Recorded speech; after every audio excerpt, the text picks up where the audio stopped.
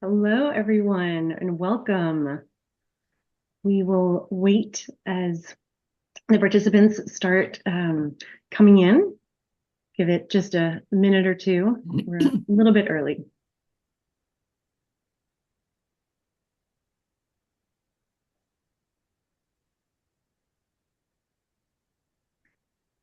As we're starting, I just want to put everyone's attention to the chat feature at the bottom of your screen. We will definitely be using that throughout this discussion. We want to hear from you. We want to answer any questions in real time, and then we'll have some Q&A at the end as well. So please make note of that chat button. Drop us a thumbs up to let us know it's working.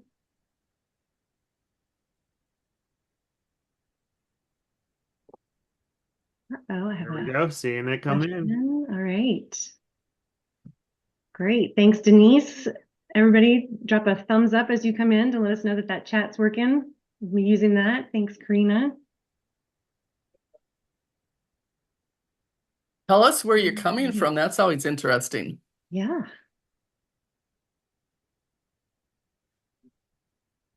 Tampa. Ooh, nice. I'm in Minnesota, so that sounds nice and warm. Got a few joining you in Minnesota. I'm seeing. Great. Great. Well, it seems like we've got a good number of people popping in. Thanks for taking advantage of the chat, and please, throughout the presentation and discussion, do so. Welcome, everyone. Thank you so much for joining us today. My name is Tiffany Texador. I'm the Vice President of Marketing at Educate 360, and we are discussing a common topic right now, change fatigue. Raise your hand if it's been a year. This is a safe space. We all have been there, and luckily, I have some really incredible experts from Educate 360 to join me today as we discuss change fatigue. What is it? How to overcome it? And ultimately, how to prevent it. So before we get started, I did want to drop a poll just to kind of understand where everyone is right now. So I'm going to launch that. Let us know how you're feeling today. Again, safe space. And then Dr. J, if you want to introduce yourself. Yeah, absolutely. Thanks for joining us, everybody. I'm Dr. J. Pugh. I'm our head of leadership growth with Educate 360. I've been in this space for almost 20 years as a whole in education, development, leadership experience, PhD in instructional management and leadership, author of Conquering the Seven C's for face-to-face online teaching, and just really happy to be here as part of the expert panel. And I'll pass it over to Susan. Oh, well, thank you, Dr. J. I'm You're Dr. welcome, Dr. Susan. Doctor. I'm Dr. Susan Heidorn. I'm the Director of Business Solutions for Educate 360. I get to work with Jay all the time. I have my doctorate degree in organization development and change management. And I have spent probably before I joined Educate 360 over 30 years of consulting in which I did organizational development, leadership development, change management, did a lot of that. So I will be pulling from some of my experiences, and I know Jay's going to share his as well. And I am a certified change management practitioner, so I guess I'm official. Susan is the certification queen. I can attest to that. Excellent, excellent. Well, thank you so much for joining us. As you can see from the results, some people are thriving. Good for you. That's okay. Welcome. You can help be the change agent in your organization to keep that going. But it does seem like, a lot of people are just surviving. They're hanging in, but they're exhausted, which is pretty common. We see that a lot.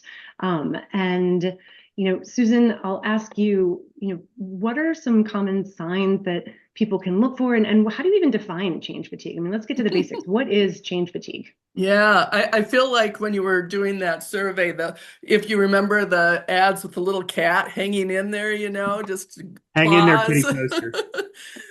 sitting down. So, I mean, it is true. Change fatigue is getting even more and more these days. We have so much change, too much, too little time to absorb it all. And so if we think about change fatigue, think when you're fatigued. We have physical fatigueness, maybe you ran a marathon and you're just like, oh, I'm just exhausted.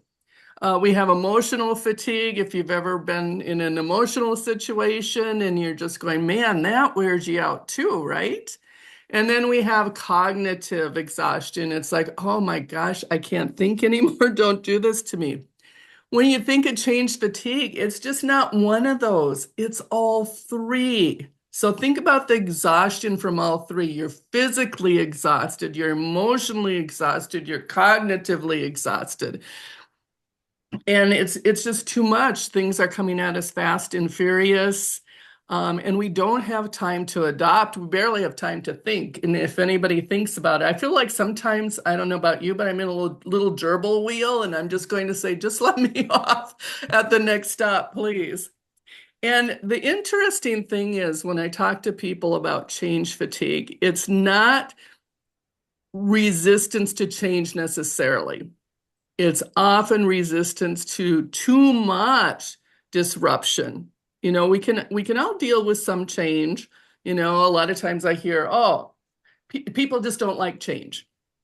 Just make them suck it up, buttercup, as my friend always tells me. But when it's constant, this constant disruption, we don't understand what's coming. We don't have clarity around it. We don't have much support for ourselves, and it's going to inundate everybody. So the interesting thing, and to answer Tiffany's question, is what are the signs? And a lot of times, leaders particularly miss the signs until it's really too late. They're subtle. The first signs of fatigue, the first signs of resistance are just really subtle. They're not loud, they're not confrontational. We just get, I'm just tired.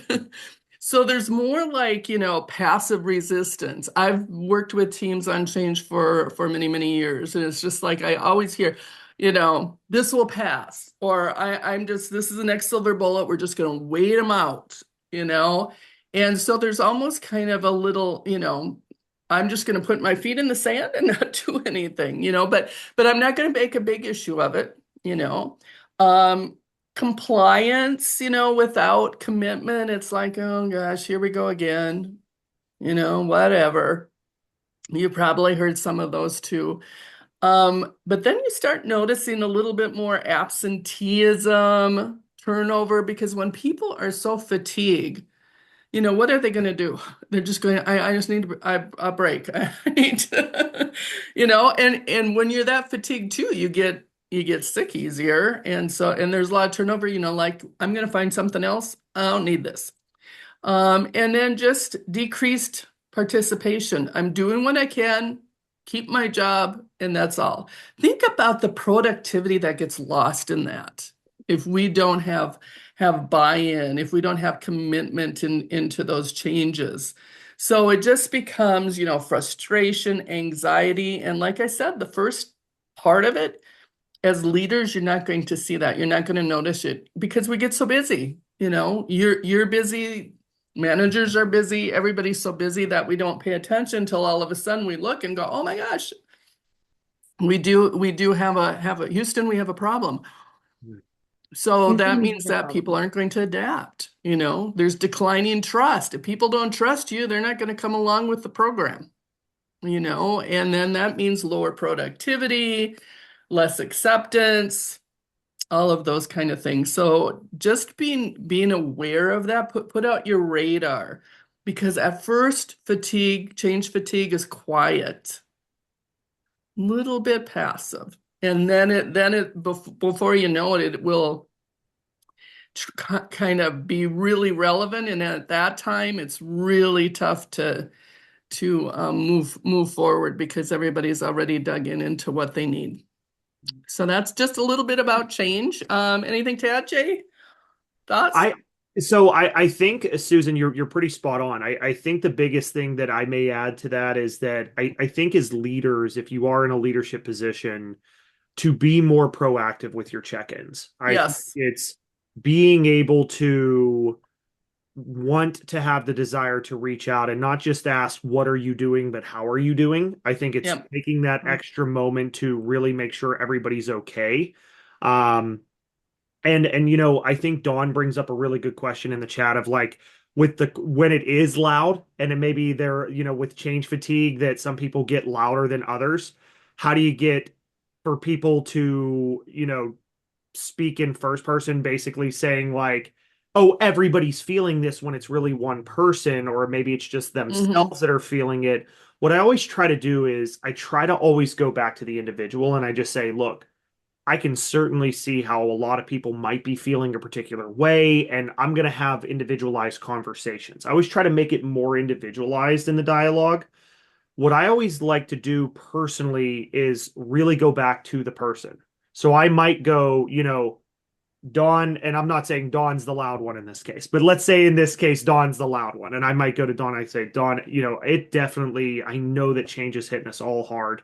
And it's a youngest of five. I love that. And so as we go through, what I would say to Dawn is, hey, you know, I want you to talk to me about what you're feeling. I do. I want you to tell me what you're seeing, what you're feeling. What's sort of the hardest part you're seeing?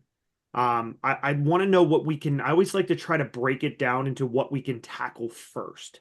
Let's take a chunk off of something to make it feel a little easier in the communication. So that's typically a strategy I try to take in trying to comfort and calm a little bit in the moment when that's occurring. But in order to catch it, that's whenever it's loud. Whenever it's quieter, I try to be much more proactive in really making sure of not just what are you doing, but how are you doing. I always love to Mm-hmm. make sure of just saying, look, how are we feeling in this case? How are we approaching this? What do we need? Tell me about this. And I think the biggest thing as leaders to do is know your individuals. Know which ones need to vent and bark. Know which ones, are quieter, Mm-hmm. and know which ones just need to get it off their chest and just let them have it, and which ones need to really just take a step back and process and understand and say, okay, well, when we're ready, let's go ahead and talk it out. And so that's that sort of empathetic approach that I see. Yeah, and we're going to get dive into more of that, I think, as we get moving and give you a lot of tips to be able to, how to overcome this. But if you look at this slide, 71% employees feel overwhelmed, and you showed that too. 44% of the HR leaders, change fatigue at the top organizational barriers. Think about that. What is this doing to your organization if you aren't able to manage it? And then a large majority of employees have low trust.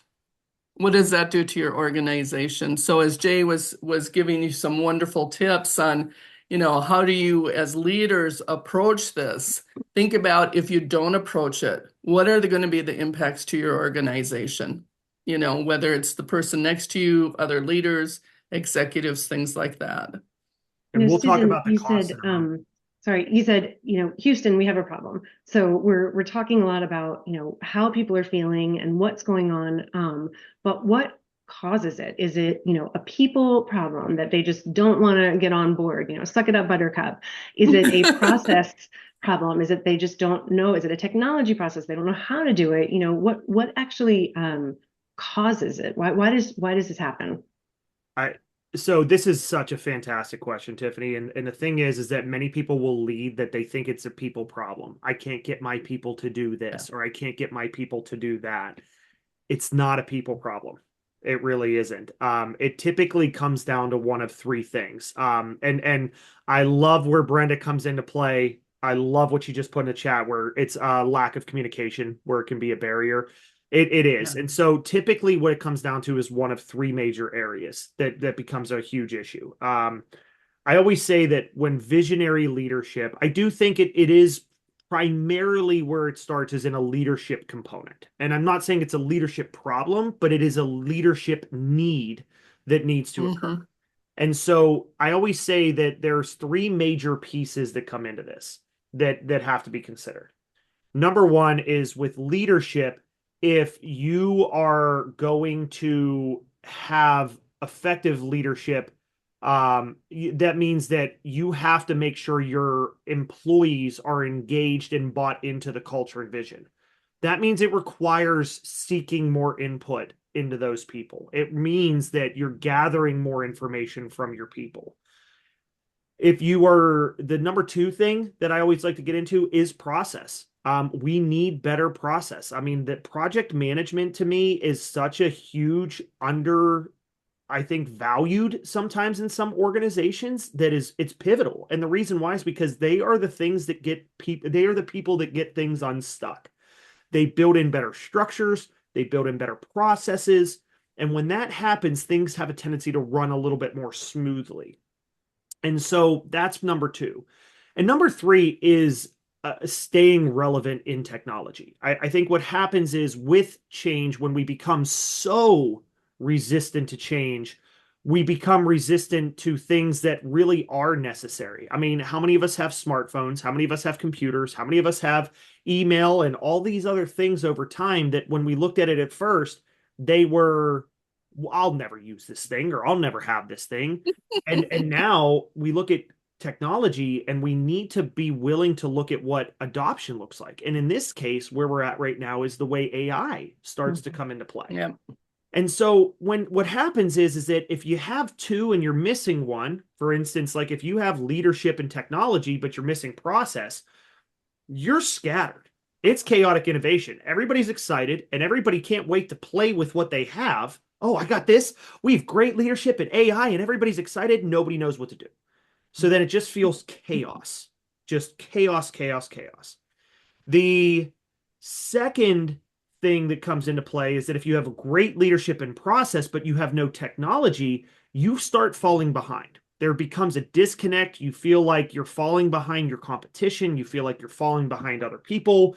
Everybody's telling you about what cool things they have, and you're like, oh, well, we're not doing that. And am I falling behind? And so the third piece that I think is the most important one in my bias or my approach is that if process and technology is there, and this is what a lot happens when it comes to change management, people try to implement a process and they implement a technology. In this case, let's use AI. We have this AI tool we're going to start using, and we're going to build in this process with this technology that we're going to use, but there's no buy-in or approach, or there's no vision for how it's going to be implemented. There's no approach to the input from people, right? That is where you're not going to have your employees buy in. And that's whenever people say, oh, it's a people problem. No, it's not. It's a buy-in problem. And so I think Tiffany asks a really great question in the chat that I would love to see your responses is, what do you think may be? Do you have one missing, or is there maybe one that's missing a little more than others? I'd love to see this. And as that happens, I'm also going to kind of respond to Allison's chat that when we have a little bit of neurodivergence, whether that's, ADHD or if it's ADHD, autism, last minute changes can be very, very uncomfortable. They cause physiological responses. And once again, that's why when we really have the time to be more proactive about our communication, we give more of a heads up. People have the room to digest a little bit more. And I think that's so critical, Allison, to really bring to the head. So as that happens, and we have people, we're seeing Angela mention chaotic innovation in the organization, adapting, new technologies are really happening there. But Susan, I'll pass this over to you, and I want to get your thoughts on this to see like where your thoughts are with change management. Yeah. Does this kind of resonate with you? Well, I think there's a couple things that I want to point out is because I love the process and process technology, leadership, project management, getting those all to align. The thing is, oftentimes we forget the change management, the people side of change. So I'm going to harp on that little soapbox, but we forget that change isn't just about implementing technology. And this feeds into what Jay was saying about leadership. You have to have the communication, you have to have the buy-in, you have to have the people come along with you. So that's huge, and I see that missing all the time. The other thing that I would also say is that the speed of change, the number of changes at one time are actually increasing. I've seen a lot of statistics around this that, 5 years ago, we would have, companies would have 2, 3 major changes, and now they're doing 6, 7 changes throughout throughout the year. And these are major changes, not little changes. We always have little changes going on, but it is huge. And when you keep, especially major changes that hits everyone in the organization or almost everyone in the organization, that is huge. You disrupt a lot of people. All of a sudden they have to do things differently. Now they have to learn something new and they're not sure what it is. What am I supposed to do with this? Am I going to get laid off because AI is going to take over the world? These are concerns and fears that we also have to talk about. So not only is it the speed, but the fear that's coming into the realm, especially with AI. Oh, AI means I'm going to be losing my job. That's a very common thing. And that's huge. And this dates me, I know. I saw the same thing when computers first came out. And I know that's getting me a little bit older, but the same thing. It's like, oh, computers are going to take over the world and we're not going to have any jobs left. And I remember hearing when I was still in high school that, we would all be working 3 days a 3 days a week and we would job share because there wasn't enough jobs because computers would be doing it all. I'm still waiting for those 3 days. Okay, Jay, how come I'm working so much hours? But Work harder, Susan, just do it. Well, that raises, when you talk about AI and you talk about the labor force as a whole, right? Is it changing? Is it going to change? And Jay, I know you speak a lot about human capital, and Susan, you said people are going to quit. What does that look like? Are people sort of, tell me about that. Tell me about our workforce and how this change impacts our workforce. Yeah, human capital. Yep. I've done a lot of research in this space, Tiffany, and it's we're gonna have to hang on to our hats when we see the next thing coming in. What we're seeing in the chat, number one, is a lot of people are mentioning chaotic intervention or chaotic innovation. A lot of people are mentioning, missing alignment, not as much communication. It's leading to disengagement. And one thing that has mentioned that is out there is sort of how tariffs are affecting business decisions. That is part of the economic climate that is occurring. And so when we discuss these factors that all go into play and how it affects human capital, brace ourselves when we see this. When we talk with the change of this, we've done some research with the Bureau of Labor Statistics, and that's something we watch very closely with as we tie things to a lot of human resources statistics and approaches. And according to this information, over the last 10 years, we've seen 13% growth in jobs and job growth rate, 13% between 2014 and 2024. We're only going to be seeing an anticipated growth of 3.1% over the next 10 years between 2024 and 2034. And so what that means is that we're going to start to see the wheels start to grind, the market start to slow. There's only an anticipation of 5.2 million added jobs. So what's going to start happening is when it comes to human capital, two things are going to happen. Number one, we're going to see organizations try to run lean. And we've seen this before. We've watched this run, and lean is good. There are times where lean process is good, and being lean with process is effective. The challenge sometimes, though, is people get lean with people. And when you do that, you start running into a lot more problems. And so they're going to introduce more change with fewer resources. And when that happens, it's going to create a breaking point. It's going to create issues. Yeah. That's going to be a significant breakdown. I was going to say, I think we've been seeing that for the last 5 years, actually. Being really lean. We're starting to. We're starting to. I would say with the COVID door and when the COVID door hit, there was still a market for flexibility, competition, work from home. You're starting to watch people a little bit more, yeah. Yeah. Now we're starting to see as tariffs and business decisions and things are kind of holding patterns more right now. It's even more so over the last year or so. Yeah. So in saying this, the studies that tie with a lot of human resource statistics is that to replace just an entry-level employee, it takes about 6 months of their salary to replace them. And to replace a highly skilled employee or a new leader, it's about 18 months to 24 months of their salary. And if you have a highly skilled leader, it takes almost 3 years worth to get caught up to the same speed. Hmm. So, what does this mean? With human capital, retaining your talent is going to be more important than ever. And if you try to stretch them too lean too much, you're going to break them. And that is going to be a huge message for a lot of organization is invest in your people. Now is more than ever the time to invest in your people. This is going to start seeing a shift. We saw sort of a pattern, and Susan, I know that, and I'll pass this over to you, but we saw this probably, and I know you mentioned you've had like 30 years in this space, and back in the day, as they say, people used to work for the same company for 25 years, and that was a norm. And then we started hitting this shift Not anymore. they would work 3 to 5 years and 3 to 5 years and 3 to 5 years. I think what's going to start happening with this sort of slowing job rate is we're going to probably see less zigzagging over time. I wanted to get sort of where your thoughts are on that. Yeah.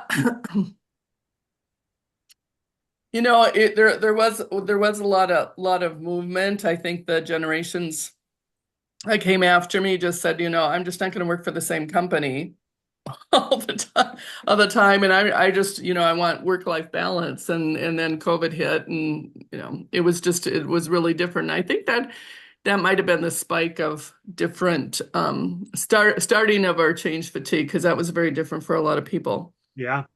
I think But it's just, productivity is getting less, and it takes time to learn new stuff. And you're thinking about all the, still the end of the baby boomers are still working, but when they leave and the next generation starts, retire, what are you going to do? You have all this information just walking out the door.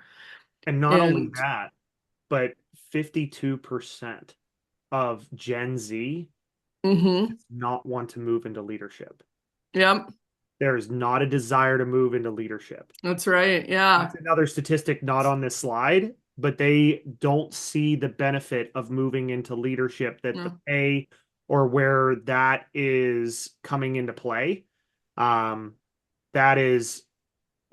such a huge piece, is that we're going to be having a gap if we don't invest. If organizations are not going to invest in their people, we're going to be seeing a huge gap. I'm seeing that too. It's just like, nope, they can't pay me enough to do that. What they're calling it is protecting their peace. They're protecting their peace. And so it's not about working up the ladder, where the Gen X mindset was a working up the ladder, right? And millennial was about, I'm going to take as many risks as I possibly can to get from point A to point B. Gen Z is about preserving and protecting peace. And that's a huge component. So if we're not investing in our people, if people aren't feeling like they're invested in, the talent will go to the places that do. Exactly. Really. And Don asked a great question on where in the organization does it live, which I think we'll talk a little bit about, like skills throughout the organization and different people. But I also think that this is a great segue into the fact that change hits different people in the organization differently based on their level. And so talk about that. Like, how does change impact the contributors or the entry level versus the managers and the leadership? And tell us a little bit about how there are concerns at each level and how to sort of speak to that. Yeah, definitely. So just to remember, I'm going to kind of genericize this. And Jay brought this up earlier, which I want to point out because it's a really good point. Everybody deals with this differently. And so we have to take people where they're at, no matter what level of organization. But I'm going to kind of capture the patterns, certainly what are the executives doing, the mid-managers, and certainly those frontline teams and contributors. So just as I do this, remember that this is just generic patterns we have seen in the world, in our organizations that we work with. rather than just individually, because we can all find individuals that are probably a little bit different. But the frontline teams, the people that are individual contributors in the organization, they have obviously a lot of overload, the emotional, the physical, the cognitive exhaustion. They have to learn something new all the time. And the thing is, and I'm going to weave this on what Jay said too, is that nobody tells them why. They're not given any information. They're just saying, just do this, we just got to get through this. And the thing is that the hires up didn't get their buy-in. They weren't clearer about what the message was, why we need to do this. And so, they kind of feel like, my workload doesn't go down. We're lean already. Now you just piled some more on me now that I've got to learn this. So what the heck about that, The garbage And dump, as they call it. it's what? The garbage The dump. garbage dump, yes, exactly. And so then, I mean, who wants to work for that? It's just like they got reduced engagements. Like, I don't trust you anymore. I don't even know why I'm doing this. I mean, you may get compliance because sometimes go, well, I need a job, so I'll just do it. But that overall doesn't. It reduces productivity if they don't have trust in you. I've seen times where people just go, not going to do it. I'm just going to, I'll just pretend that it's not here. I'm going to deny it. And people can do what they want. Just declining quality in the work life. Safety could be safety hazards as well. Customer experience. I mean, this is all rolls down the hill, and if we don't take care of these people, it's just even going to get worse. We got to get their buy-in. We got to hear from them. Yes. We create that safe space where we can get feedback from those people that are on the bottom line doing it all. I mean, because this is where the buck stops at the end of the day. It's not the decision makers, it's the people that have to actually be in the trenches doing this stuff.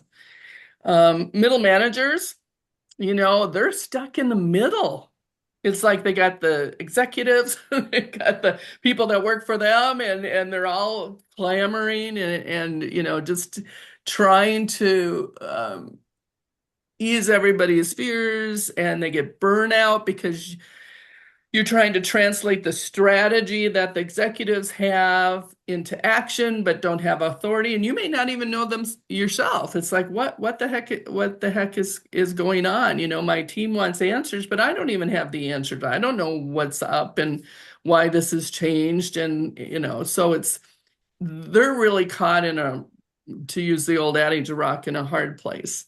And so they can get really, and no wonder when Jay was saying nobody wants to be managers anymore and work themselves up. It's just like, well, what's the payoff for that, right?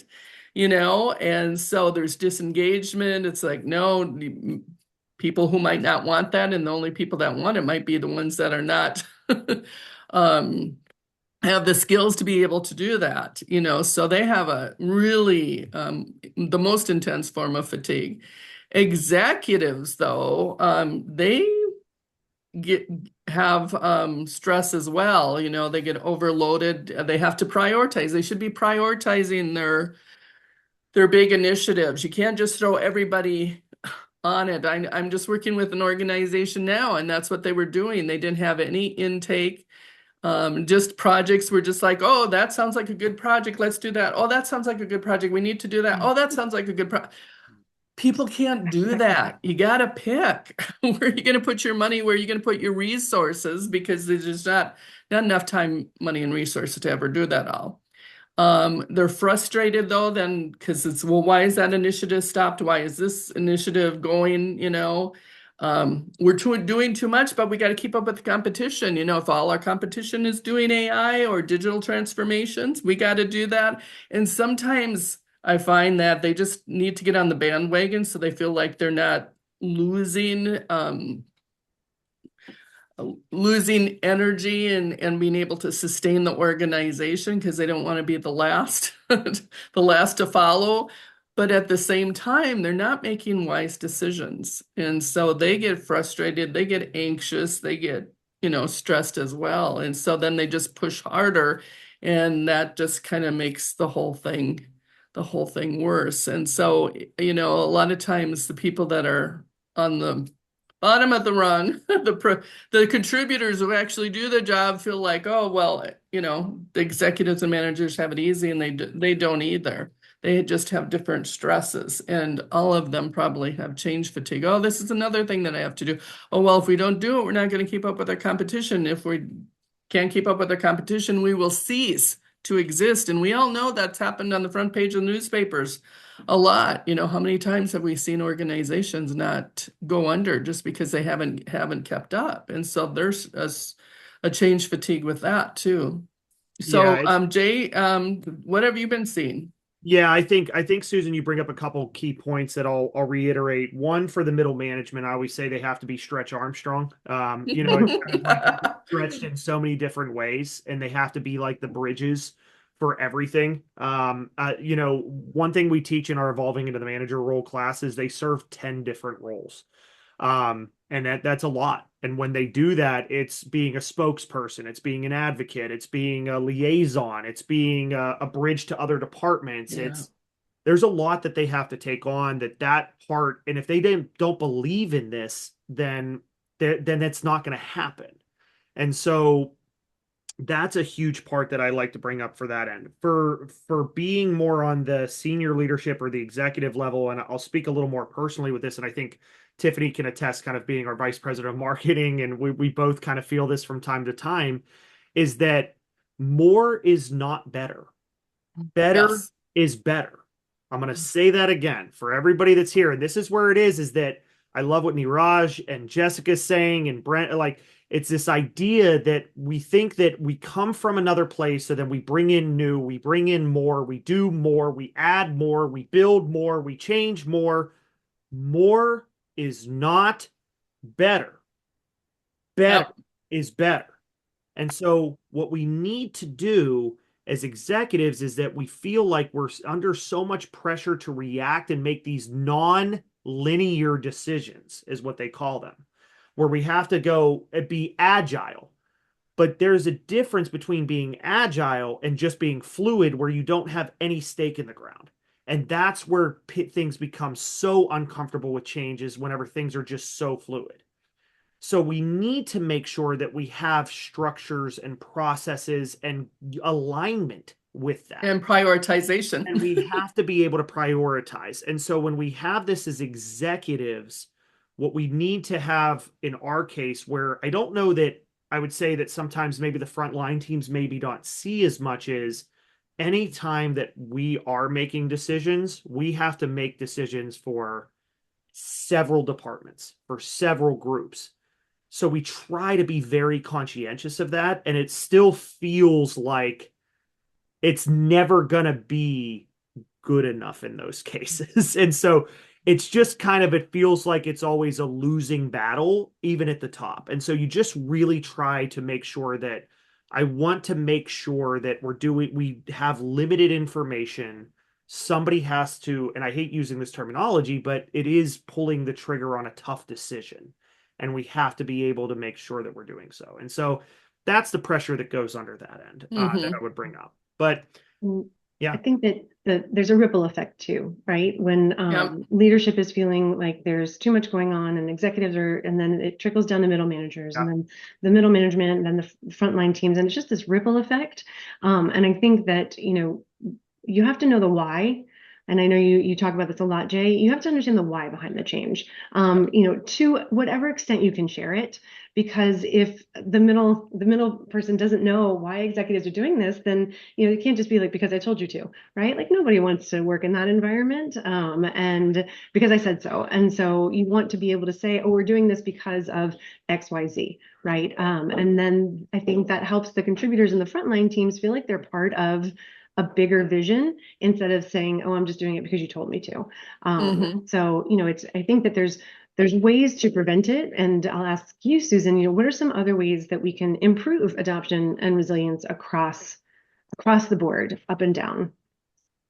Yeah, well, one certainly is to understand change readiness. Is the organization even ready for change? What are you doing around understanding where people are at?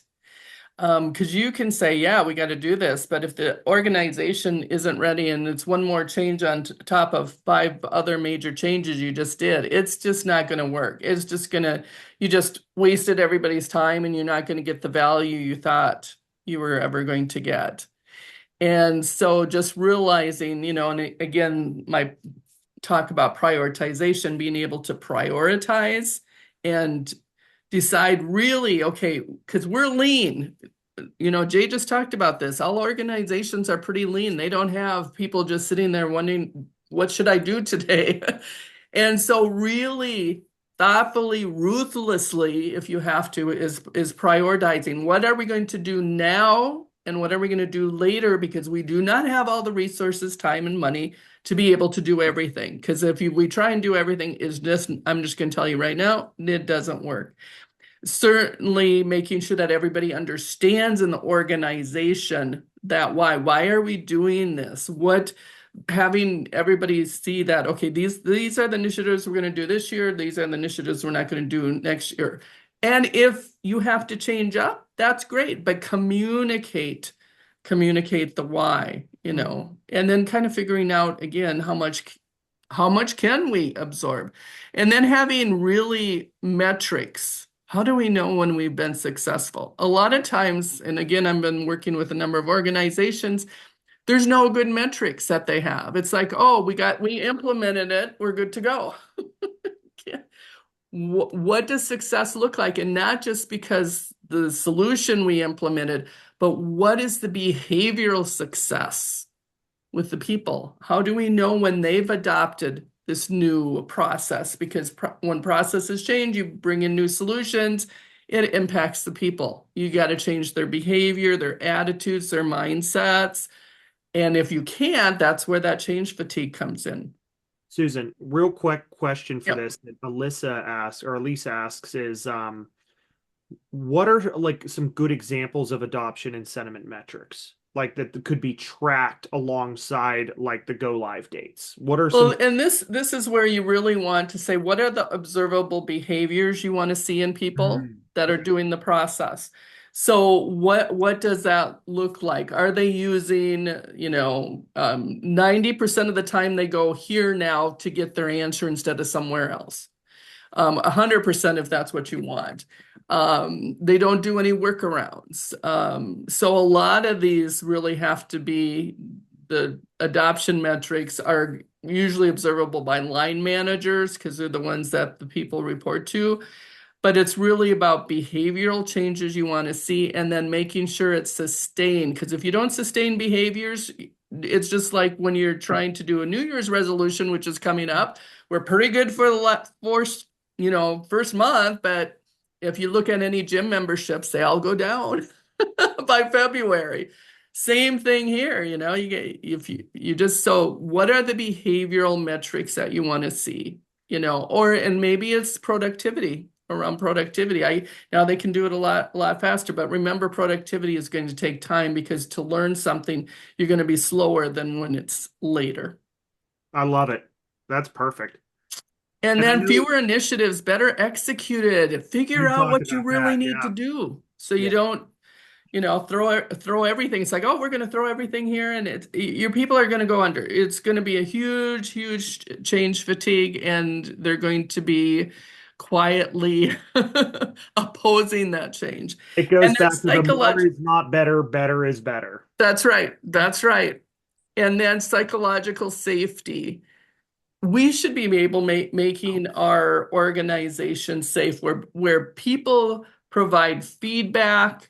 How's it going? How is it being adopted? If there's, because it's a project. We don't know everything at the beginning of the project. There's no way, because projects by definition are unique.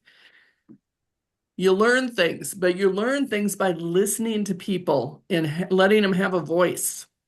If they don't have a voice, they're going to be quiet. Then you've just lost them. then you've just lost them, because if they don't have a voice, they're just going to say, oh, whatever, they're not going to listen to me anyway. And as a consultant, I've seen that a lot. So I would bring up, their concerns to management. They go, oh, well, that's really a good idea. Well, you already had it in your people anyway.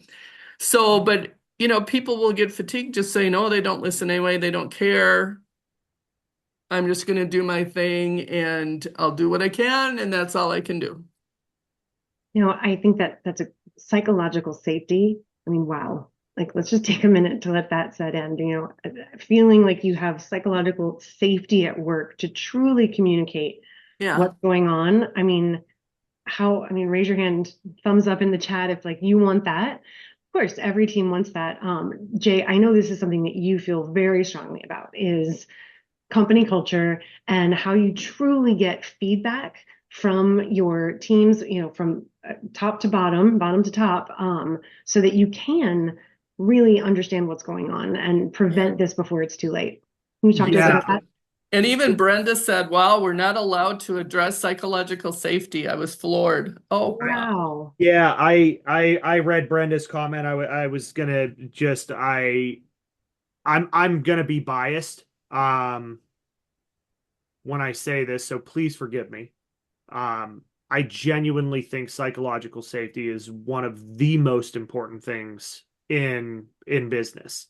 And the reason why is because anything that becomes hidden becomes an unknown problem. And when it becomes an unknown problem, yep. it's going to cost your business. And Huge. so to me, psychological safety is one of the most pivotal things. And I'm not, and I want to say this, and Tiffany can pretty much, and Susan can both attest to this when I say this. I am not a fuzzy human being. I am not a fuzzy soul. I am not heavy on empathy. I know it's important. I know it's critical. And so I do see its power. I know its effectiveness. I know how important it is. I myself am not heavy with it, but I know how meaningful it is. So when I say psychological safety is absolutely huge, it's absolutely huge. Well, and I think, Jay, to your point, you don't necessarily have to be warm and fuzzy and, kumbaya and bring hugs in, but you got to listen. You got to listen and ask for people for feedback, because they know. You do, Susan. And so one of the things that I really want to dive into a little bit more is what we call, if we're going to actively listen to our people, one thing that I always recommend to discuss with HR, and I don't mean like talk to HR and tell and be like, hey, I got beef with you. Like, it's nothing like that, but it's really saying, hey, have we ever done what we call a company culture audit? Have we ever done an audit? We're going to talk about the difference between engagement surveys and culture audits in just a moment. But a company culture audit is an actual data-backed report. It actually goes through and captures the employee voice of the pulse of the organization. It gets done through surveys, but it really goes further with interviews, pulse checks. It surfaces behavioral patterns. It exposes a little bit of what is truly effective that's going on in your organization that needs to continue. But it actually also exposes some actionable gaps that is being known, that is actually, it exposes the underlying thing. I always say that if you can't expose like the issues, the underlying that Susan was talking about, the quiet, if you can't expose the quiet, it turns into black mold in your culture. And getting rid of black mold is very, very hard for those that may never experience it. And so this is what an audit can do. It not only does that, it doesn't just expose where some challenges may come in, but it actually delivers a real blueprint. It actually gives some insights and action items to say, hey, this would be a great move to head. If you're going to move in a direction, this is going to be what you do. And so for those thinking, well, we kind of do that already with action. We do this with engagement surveys. Why wouldn't we do this? CCAs are different because they go deeper. It's not just, I always say that engagement surveys are surface. They cover in breadth. CCAs are in depth. They go deep. they cover on a deeper point, and they provide a little bit more of an executive summary for what in the next change should be addressed. It does help with the prioritization. It does help with the focus. It does help with this, and it gives a little bit of the truly anonymous. Sometimes people do these engagement surveys, they feel like, oh, well, I'm on a team of 4, they're going to sniff out what my feedback is. Whenever we do an interview with 15 or 20 random people, they really don't know who said what, and we don't provide that. So it really is truly data backed, truly anonymous, but truly relevant information that is clear and a prioritized action plan that comes out of it. Can So I piggyback onto your thought, Jay? yeah, Really quick, because I love that.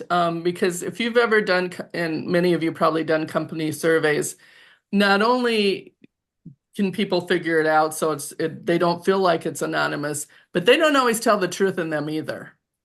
And when you're talking eye to eye or you're interviewing yeah, people, you're going to get a lot more information, better information, deeper information, more honest information than you would if you just send a survey out. Especially when people go, oh, they're not going to listen to it anyway. Nothing's going to change, so who cares? yeah. Just to wrap this up with a neat little bow, because I know we are getting closer to the time. It really, what this does is, it doesn't, engagement surveys provide good little nuggets. CCAs will actually sort of cover what's underneath the surface, which is what's Mm-hmm.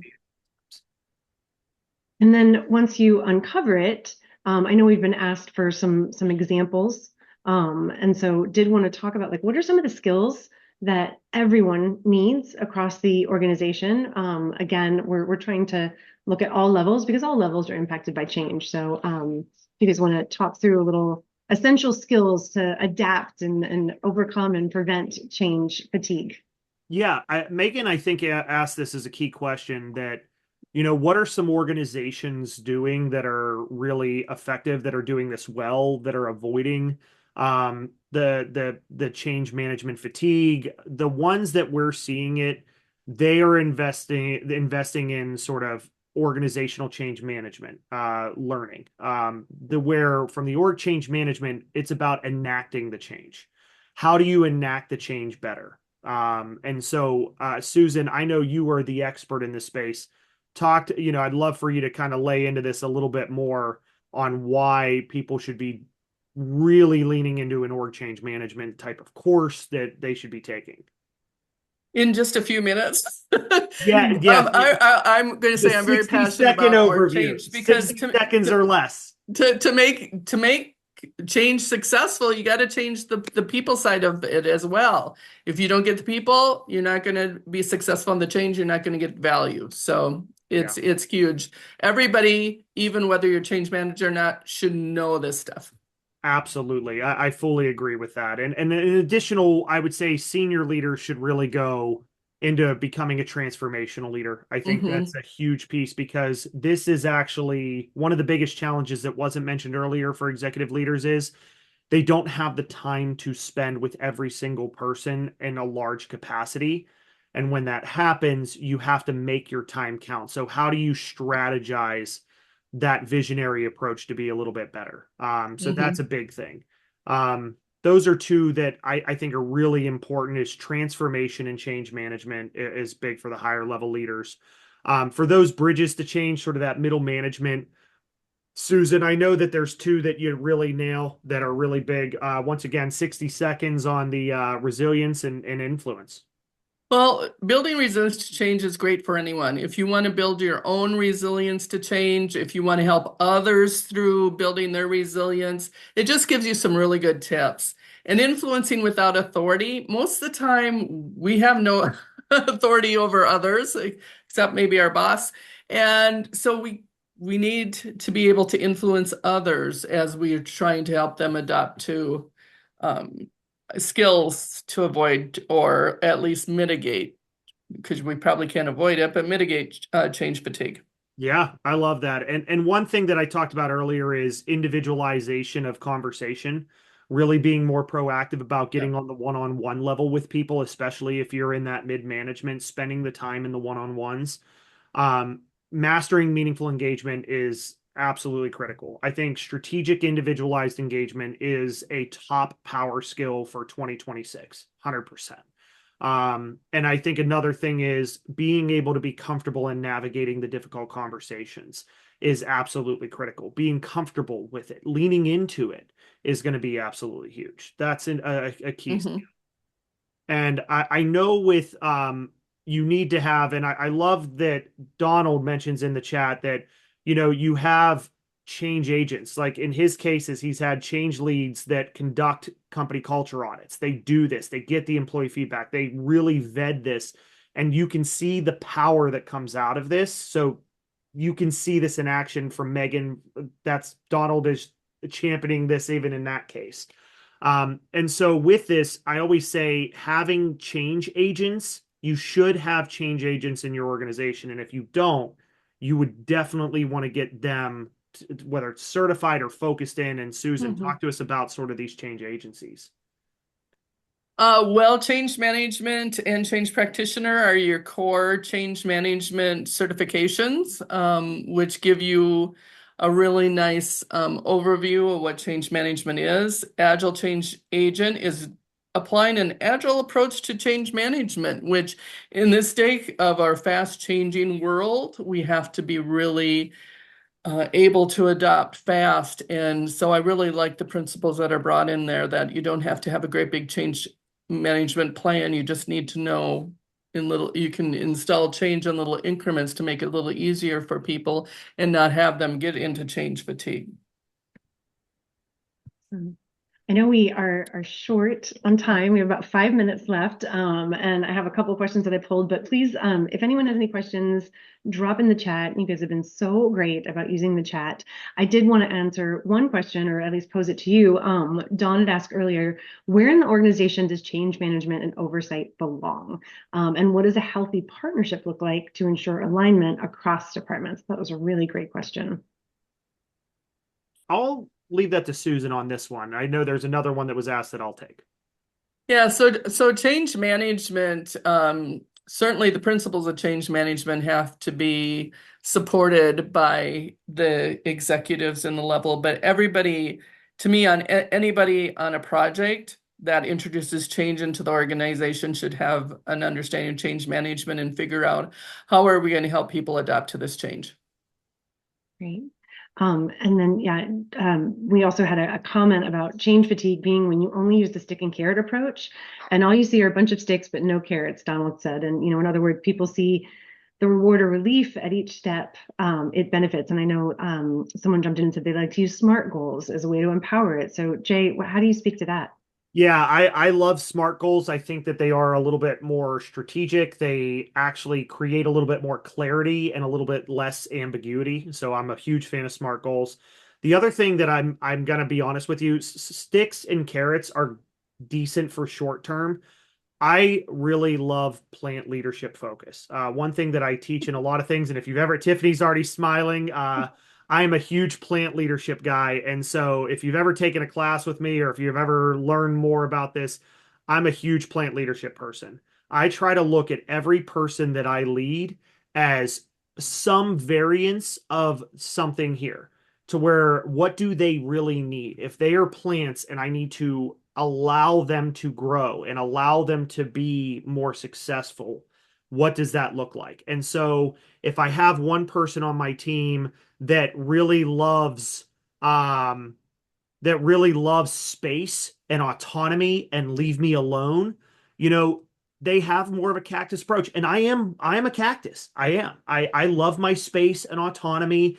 I am that. I'm self-sufficient. Put me in the heat. And Susan, that's how. And so Susan works for me, and I love. I treat Susan is a mix, I would say, between cactus and rainforest because she loves to also thrive on continuous learning and approaches and things on this. So I try to take that mixture of communication with Susan. I love to inform and keep her in the loop on things, and then I'll throw her out into the wilderness where she loves to be. And so it's stuff like that. But He I have does. Yeah. people on my team that are much more like orchids, that it's like they want that regular feedback, that close communication, that empathy, that understanding. They want to share. and I need to lean into that in a different way. So I think plant leadership is so much stronger as a long-term initiative than your sticks and carrots. I just don't know that. I think it's just bite size for sticks and carrots where this can go so much longer. I laugh because I just have a black thumb. So thank you both so much. We will be sending a recording out of this discussion. Such great information. Thank you so much, Dr. Susan, Dr. J. And we will be following up with all of our attendees with a recording and look forward to more wonderful change management and leadership webinars in the future. Have a great day, everybody. Thank you all.